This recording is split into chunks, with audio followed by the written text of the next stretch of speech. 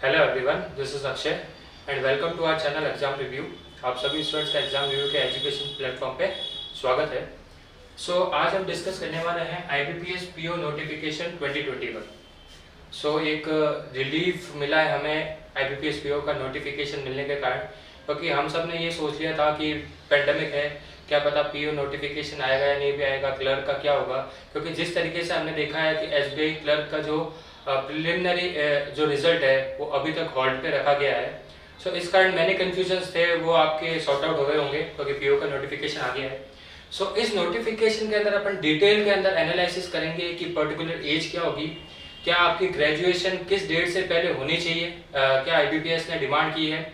हमारे पास पेंडेमिक के कारण और भी जो चेंजेस आएंगे कि आपको मास्क पहनना कंपलसरी है, वाटर बॉटल, ये सब डिटेल में डिस्कस करूंगा। और एग्जाम डेट्स भी डिस्कस करूंगा, मेंस की डेट्स डिस्कस करूंगा, ये भी डिस्कस करूंगा कि इस बार वैकेंसीज इतने कम क्यों हैं, क्या वैकेंसीज आगे बढ़ सकती है, क्या स्कोप है, ये सब डिस्कस करेंगे अपन डिटेल के अंदर। और प्लीज़ वीडियो को लाइक कर दीजिए, और अभी तक आपने एग्जाम रिव्यू चैनल को सब्सक्राइब नहीं किया है, so please subscribe the channel and don't forget to press the bell icon button so you get the latest notification and updates. आइए चलते हैं डिस्कशन की ओर। सबसे पहले आपका जो नोटिफिकेशन है वो कल ही आ गया था। आज से आपका रजिस्ट्रेशन चालू है। Starting date of registration is 5/8/2020। 5 अगस्त का आपका रजिस्ट्रेशन चालू है। और प्लीज नोट कर लीजिएगा, इसकी जो लास्ट डेट क्या है ऑनलाइन रजिस्ट्रेशन की भी और फीस डिपॉजिशन की भी। मतलब रजिस्ट्रेशन भी एंड हो जाएगा आपके 26/8/2020, और अगर आपने फीस भी डिपॉजिट नहीं की है तो उसकी भी लास्ट डेट आपकी क्या है, 26 अगस्त 2020। ये आपकी हो जाएगी लास्ट डेट। क्लियर है स्टूडेंट्स, ये आपकी हो जाएगी लास्ट डेट। ठीक है। और आपकी जो प्रिलिमिनरी डेट्स है, प्रिलिमिनरी डेट्स भी आ गई है हमारे पास। कौन कौन सी है? प्री एग्जाम्स होगा हमारे पास 3 अक्टूबर 2020, फिर होगा 10 अक्टूबर 2020, और एक हमारे पास होगा 11 अक्टूबर 2020। इन 3 डेट्स को आपके आईबीपीएस पीओ का प्री एग्जाम कंडक्ट होगा। क्लियर है। और आपकी मेंस की भी डेट अनाउंस की गई है, और मेंस की डेट है हमारे पास 28 नवंबर 2020।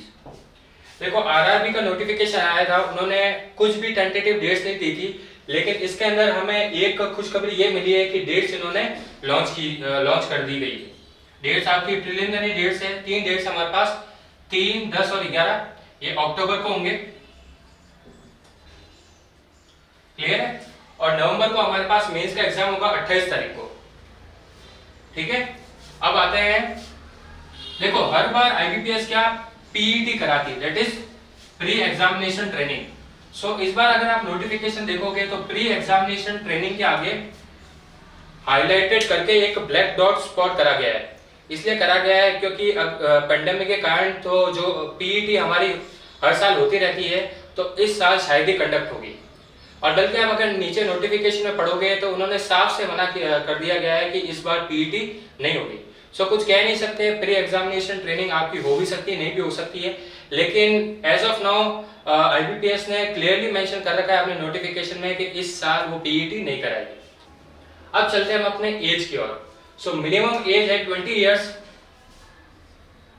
20 इयर्स मिनिमम एज है, और मैक्सिमम एज है आपकी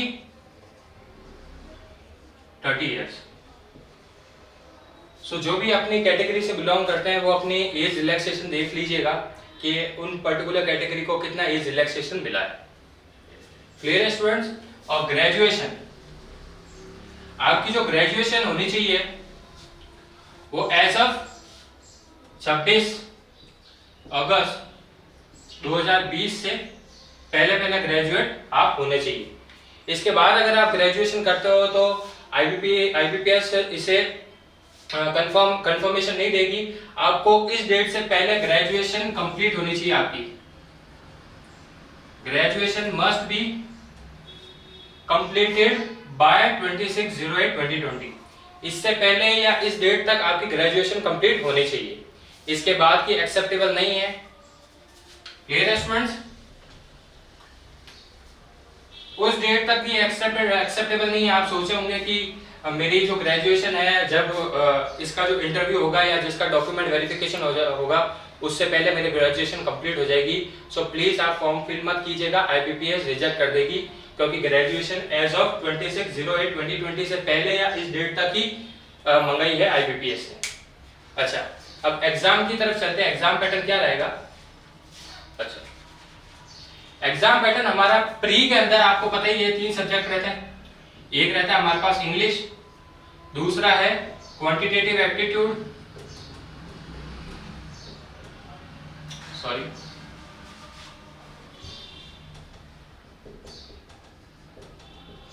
एप्टीट्यूड, फिर आपका रहेगा रीजनिंग। ठीक है, इन सारे सेक्शंस को आपको 20 मिनट्स मिलेंगे।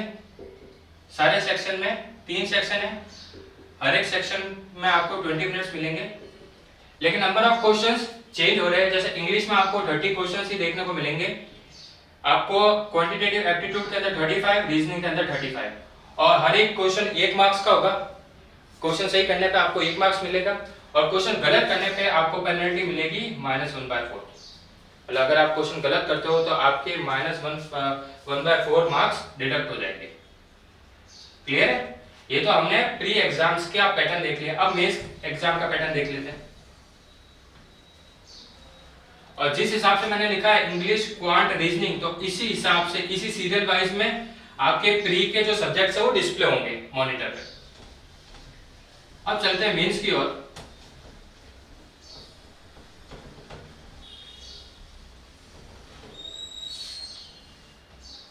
मेंस में हमारे पास सबसे पहले आ जाएगा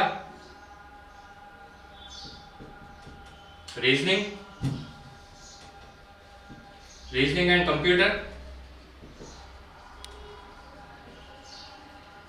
फिर आएगा जनरल अवेयरनेस, जीए, इकोनॉमी, बैंकिंग रिलेटेड क्वेश्चंस पूछे जाएंगे इस सब्जेक्ट के अंदर।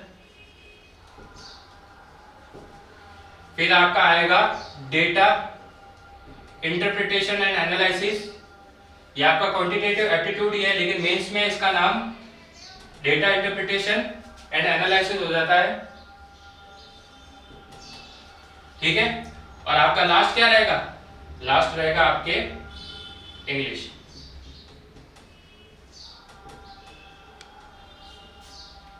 क्लियर है? Reasoning, GA, data interpretation and analysis, फिर इंग्लिश। अच्छा, इनको देख लेते हैं क्या टाइम होगा हमारे पास, क्या टाइम दे रखा होगा। सबसे पहले देख लेते हैं कि क्वेश्चंस कितने क्वेश्चंस आएंगे, फिर उनके मैक्सिमम मार्क्स और टाइम अलॉटेड। देखो, रीजनिंग एंड कंप्यूटर के आपके क्वेश्चंस आएंगे 45 क्वेश्चन आएंगे, मैक्सिमम मार्क्स आपके होंगे 60, और टाइम भी दे रखा होगा 60 मिनट, मतलब 1 घंटा। बराबर है? General awareness and economic banking के अंदर आपके जो इकोनॉमी और बैंकिंग, मतलब banking related, economics, general awareness, current affairs, इन सब के 40 क्वेश्चन पूछे जाएंगे आपसे। क्लियर है? मैक्सिमम मार्क्स इज 40, लेकिन आपको जो टाइम दे रखा होगा वो 35 मिनट्स दे रखा होगा, 35 मिनट दे रखा होगा इस सेक्शन को कंप्लीट करने के लिए। फिर ऑटोमेटिकली नेक्स्ट सब्जेक्ट के आप नेक्स्ट सब्जेक्ट पे स्विच कर लो। फिर आता है डेटा इंटरप्रिटेशन एंड एनालिसिस। इसके अंदर आपको 35 क्वेश्चंस पूछे जाएंगे, 60 मार्क्स होंगे, और टाइम होगा 45 मिनट्स।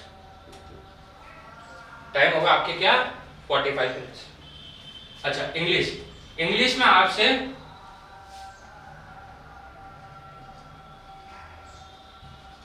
35 क्वेश्चंस पूछे जाएंगे। ठीक है, और आपके जो मैक्सिमम मार्क्स होगा 40, और टाइम होगा आपके पास, टाइम हमारे पास हो जाएगा ये 40 80 140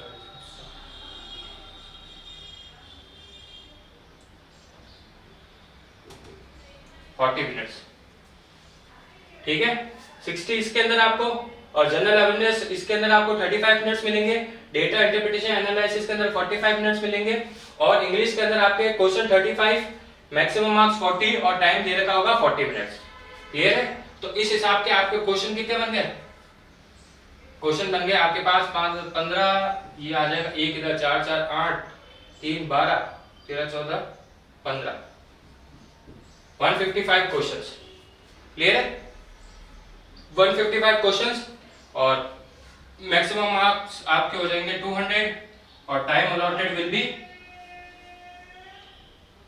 इधर ये हो जाएगा 10, ये आ जाएगा 6 7 3 10 14 180 मिनट्स। क्लियर है? 180 मिनट्स इसके अंदर हो जाएंगे। और फिर एक और सेक्शन आता है आपका एसे एंड लेटर राइटिंग। ठीक है, एसे और लेटर राइटिंग आपके पास क्या दो क्वेश्चंस आएंगे, एक लेटर का आएगा एक एसे का आएगा। उसके अंदर भी लेटर के अंदर दो लेटर होंगे, आपको एक लेटर सेलेक्ट करना है जिस पे आप लिखोगे। उसी तरीके से आपके पास ऐसे भी दो ऐसे अवेलेबल होंगे, वो आपकी मर्जी होगी कि कौन सा ऐसे आप सेलेक्ट करते हैं और उस पर लिखते हैं। क्लियर है? सो इसके अंदर आपका जो मैक्सिमम मार्क्स है 25 और जो टाइम दे रखा होगा वो 30 मिनट्स। क्लियर है? आपका जो लेटर रहेगा वो 10 मार्क्स का रहेगा और ऐसे रहेगा वो 15 मार्क्स का रहेगा, तो टोटल 25 मार्क्स। क्लियर है? सो हमने डिटेल के अंदर मेंस का जो पैटर्न है वो डिस्कस कर लिया आप लोगों से।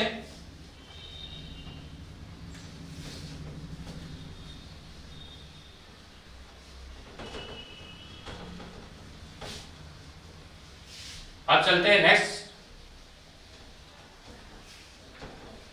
पार्ट पे। एग्जाम पैटर्न हो गया। अच्छा, अब आपकी जो टाइमिंग्स है वो थोड़ी डिफरेंट रहेगी, क्योंकि इस बार आईबीपीएस ने क्या किया है कि कुछ सेलेक्टेड स्टूडेंट्स की जो रिपोर्टिंग टाइम है, जैसे अपन पहले क्या होता था कि आपको एक साथ ही सबको बुला लेते थे, लेकिन इस बार ऐसा नहीं होगा। सेट ऑफ स्टूडेंट सेलेक्ट किए जाएंगे और उनकी डिफरेंट रिपोर्टिंग टाइम्स होगी, ताकि क्या बहुत सारा जो मास है वो इकट्ठा ना हो, बहुत सारे स्टूडेंट्स एक जगह पे कोलैप्स ना हो। इसीलिए इनको क्या कर दिया गया, सेट्स में बांटा गया है, ताकि अलग अलग रिपोर्टिंग टाइम दी जाएगी, ताकि बच्चे कम होंगे, रिपोर्टिंग टाइम अलग होगी, इससे क्या सोशल डिस्टेंसिंग मेंटेन रहेगी। क्लियर है? अच्छा, मैं कुछ पॉइंट्स आपको बताना चाहूंगा। जैसे अपन क्या करते हैं कि एग्जाम्स में फोटोग्राफ्स लेके जाते हैं, लेकिन अपन स्टिक नहीं करते हैं, तो यार ये छोटी चीजें अवॉइड करना, क्योंकि अपन को खुद को भी अपने मतलब अपनी सुरक्षा करनी है, अपन को खुद को ज्यादा से ज्यादा अवॉइड करना है कि अपन दूसरे के कांटेक्ट में आए। क्लियर है? तो फोटोग्राफ्स अच्छे से चिपकाना, जो कुछ भी है, पेन अपना जो पेन है वो साथ लेके जाइएगा।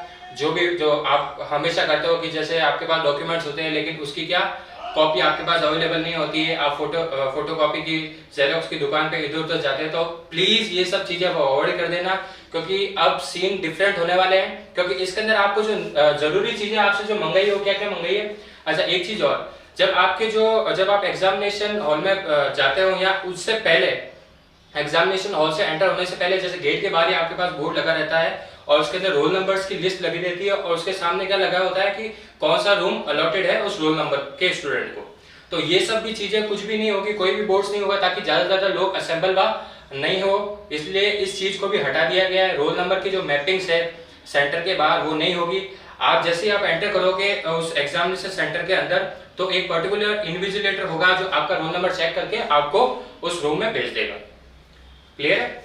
अच्छा, अब आईबीपीएस ने क्या कहा है कि मास्क कंपलसरी है, मास्क आपका पहना होना चाहिए। सेकंड थिंग, ग्लव्स होने चाहिए। वाटर बॉटल आप अपने साथ रखिएगा। मैंने क्या कहा आपको कि हो सके जो आप जो कांटेक्ट है, दूसरे पर्सन के साथ कांटेक्ट है, वो मिनिमाइज कीजिए। सो इसलिए आप अपनी पर्सनल वाटर बॉटल लेके जाइए, एक छोटा सा सैनिटाइजर 25 ml या 50 ml का। क्लियर है? और पेन तो आपको पता ही है। अच्छा, फीस आपकी पता ही है कि फीस 850 रुपीज है फॉर जनरल एंड ओबीसी, और SC/ST कैटेगरी के लिए ये फ्री ऑफ कॉस्ट एग्जामिनेशन है। नेक्स्ट बात करते हैं वैकेंसी, बहुत ही इंपॉर्टेंट टॉपिक है। अच्छा, अब आप कह रहे होंगे कि सर हर साल जैसे आईबीपीएस अराउंड 4000 वैकेंसीज निकालती है, 4000, जैसे पिछली बार देखोगे 4336 वैकेंसीज थी। लेकिन पिछले बार आप देखोगे जो ये वैकेंसीज थी, जो हमारे पास जो स्टूडेंट सेलेक्ट हुए थे वो अराउंड 5556 या ऐसे कुछ स्टूडेंट सेलेक्ट हुए थे। मतलब कितनी इंक्रीज हुई थी? अराउंड 1200 वैकेंसीज इंक्रीज हुई थी आपकी। क्लियर है? तो इस साल भी आप एक्सपेक्ट कर सकते हैं कि वैकेंसीज इंक्रीज होगी, लेकिन कंडीशन क्या है? देखो, हमारे पास अभी वैकेंसीज कितनी है? 1167, ये टोटल वैकेंसीज है। इसके अंदर हमें बीओआई ने रिपोर्ट करा है, सिर्फ और सिर्फ 3 बैंक्स ने रिपोर्ट करा है अभी, बैंक ऑफ इंडिया ने जो बता रही है कि अपनी वैकेंसी कितनी है 734। फिर पंजाब एंड सिंध बैंक,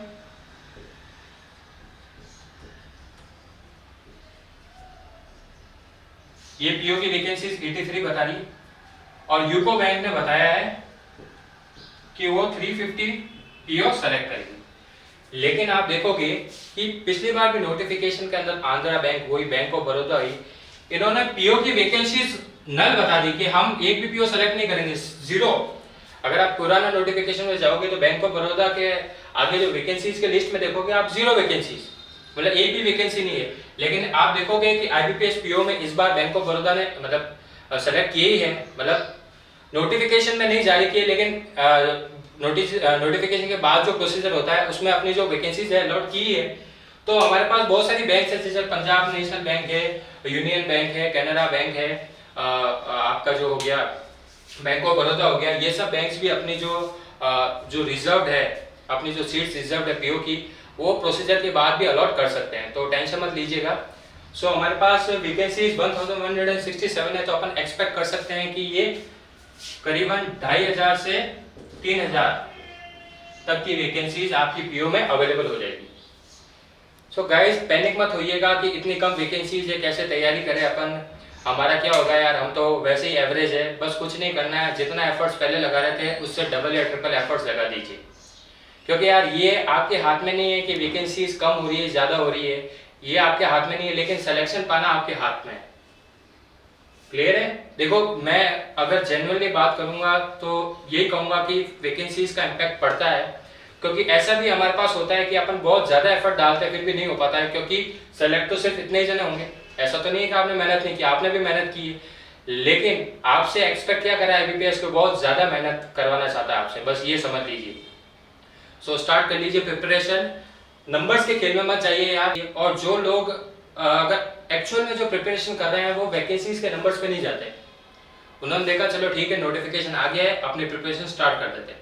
और जो लोग इन्हीं चीज़ों में फंसे रहते हैं कि यार मेरा तो होगा नहीं, क्या पता फॉर्म भरूँ या नहीं भरूँ, मुझे पता है मैं मेहनत करूँगा फिर भी नहीं होगा, तो उनका नहीं होता। जो बहुत डिटर्मिनेंट है वो वैकेंसीज के नंबर में मत फंसिएगा, अपनी तैयारी स्टार्ट कर लीजिए, बस आपको जो एफर्ट्स है बहुत ज़्यादा लगाने पड़ेंगे। क्लियर है स्टूडेंट्स? सो बस आज के लिए बस इतना ही। So thank you for watching my session, और प्लीज़ सेशन को स्टार्टिंग से लेकर एंड तक देखिएगा।